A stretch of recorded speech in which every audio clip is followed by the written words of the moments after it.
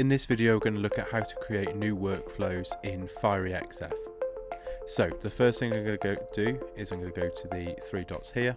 I'm going to go to my server manager. That then opens our server manager, and if I press the little plus next to our printer, it will open up our media and workflow settings. Now to create a new one, I normally go to an existing one and then duplicate it. Then I can right click it, rename it, and let's call this one test. Save that. There's our name, description. We can change the description. We can then change our job detection, hot folders. We can set those up. Size definition. So when the job comes in, it's automatically going to take the trim box as being our size of our artwork. We're going to change our working space if we want to, so we could have an RGB workflow or a CMYK one. EPS detection, print engine, all of those can be predefined for our workflow.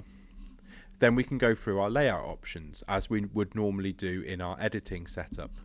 So we can choose then all of our settings in here as normal with our editing setup. We can use our presets as well that we have available. Same with our finishing, color, printer, and verify. Now under printer, we can also then choose our media settings. So this then links our workflow with our media.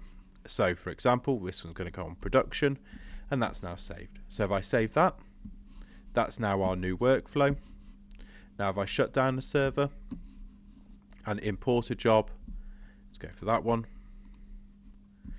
I can then choose my new workflow in there, and you can see straight away it's changed that media to production in there, and I can process and hold and get that ready to go. So that's how we create a quick workflow in CMYUK.